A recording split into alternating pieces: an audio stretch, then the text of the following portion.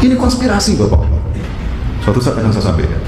Ada sekelompok orang global elit dunia, sebut saja Profesor Klaus Schwab dari Jerman, atau sebut saja George Soros dari bankir dunia, banker dunia. Ya, ada beberapa perusahaan besar, Bill Gates, ya, sang maestro di Microsoft, British Petroleum, Mastercard, bahkan PBB, IMF ikut bagian dalam untuk meriset peradaban. 2021 ini mereka berambisi meriset peradaban kita. Sistem politik yang baru, sistem finansial yang baru, sistem ekonomi yang baru, bahkan agama yang baru. Itu Bapak Ibu. Dan Ya Rabbi bil Mustafa balligh maqasidana.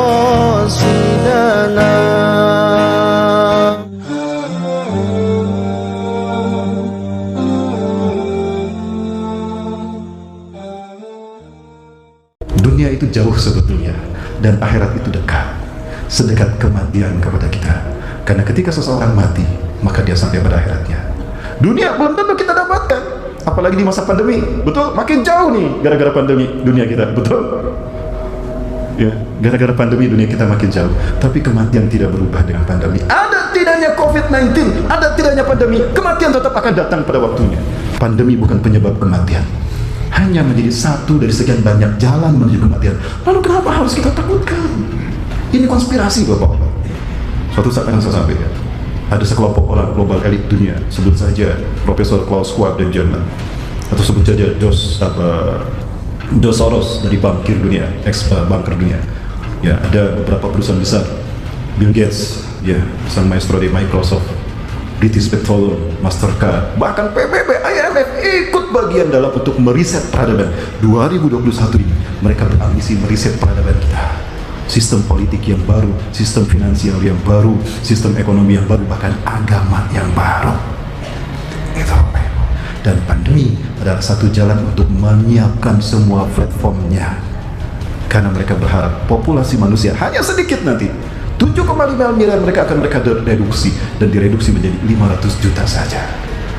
Cara yang paling hebat yang paling efektif untuk memusnahkan populasi manusia, reduction of population, pandemi COVID-19. Orang yang benar didustakan, para pendusta dibenarkan, para pengkhianat satu kaum dan satu bangsa berkuasa di muka bumi. Ini tanda kiamat telah dekat. Ala inna min asyrati sa'ah. Ingatlah dari tanda kiamat telah dekat kepada kalian. Telah dekat kejadiannya. Tanda-tandanya adalah angtufal asrar wa tudwal akhyar. Manusia-manusia buruk muncul memimpin dunia, dan orang-orang terbaik pilihan umat disingkirkan. Yang Rasulullah sebutkan tentang kapan kiamat terjadi. Kiamat terjadi hari Jumat.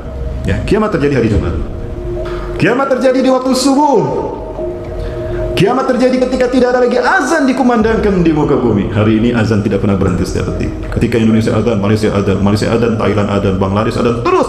Ketika azan berkumandang di bumi benua Atlantika sana, Indonesia sudah azan zuhur. Azan tidak pernah berhenti setiap detik. Artinya setiap detik manusia, makhluk di muka bumi menyebut Allah, Allah, Allah.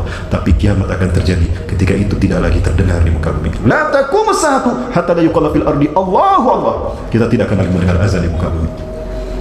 Allahu Akbar, Allahu Akbar. Suara yang indah itu tidak akan lagi terdengar. Bisa jadi karena pandemi masjidnya ditutup sehingga tidak lagi orang yang azan. Kiamat duluan tuh. Jadi apabila ada aparat yang menutup kajian, menutup masjid sehingga tidak ada salat berjamaah, pastikan kiamat akan menimpa rumah aparat itu duluan. Amin. Itu dong Pak, amin kan Pak?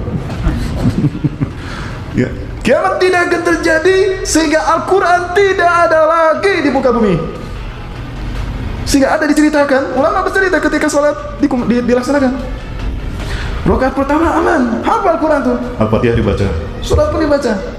Ghairil maghdubi alaihim waladdallin. Amin. Baca surat. La uqsimu biyaumil qiyamah. Sampai selesai, ruku dia, sujud dia, aman. Rakaat kedua, imam mulai lupa dari bacaan Qur'annya. Dia lupa dengan Al-Fatihah. Giliran mau baca Al-Fatihah, lupa imamnya. Makmumnya diam. Kok imam diam aja? Kok imam diam aja? Subhanallah. Makmum tidak tahu kalau imamnya lupa dengan surat Al-Fatihah. Begitu makmumnya mau mengingatkan juga, sama makmumnya lupa. Maka sholat diselesaikan tanpa bacaan Quran.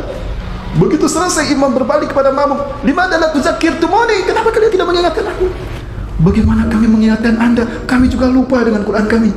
Begitulah hari imam mengambil mushaf Quran, dibuka kosong, tidak ada satu huruf pun di dalam Al-Quran. Karena Allah tidak akan membiarkan kiamat terjadi apabila Quran masih ada di muka bumi. Kiamat tidak akan terjadi sehingga Ka'bah tidak lagi berada di tanah suci Mekah, tidak lagi di Masjidil Haram. Diangkat oleh Allah sehingga orang-orang melihat bahwa seolah-olah tidak pernah ada Ka'bah di situ. Tidak ada bekasnya, bersih, tidak ada Ka'bah. Dan kiamat akan terjadi ketika orang beriman sudah tidak ada lagi di muka bumi. Ketika itu Allah mencabut nyawa umat manusia, orang beriman dengan angin yang sangat lembut. Saking lembutnya orang beriman tidak merasa kalau dia akan dicabut nyawanya. Angin apa itu, Pak? Angin mamiri? Angin sepoi-sepoi? Saking lembutnya. Satarihu rihum min ardil Hijaz. Satarihu rihum min ardil Hijaz. Akan berhembus sebuah angin dari bumi Hijaz. Hijaz tempat antara Makkah dan Madinah. Itu Hijaz. Dari itu akan berhembus dengan sangat cepat. La tamuru ala hadin kana fi qalbihi misqalatin min iman ila qabatusu. Walaupun di dalam hatinya hanya ada sebiji zarah sebesar biji sawi imannya, angin itu akan mencabut nyawanya. Maka yang tersisa di muka bumi siapa?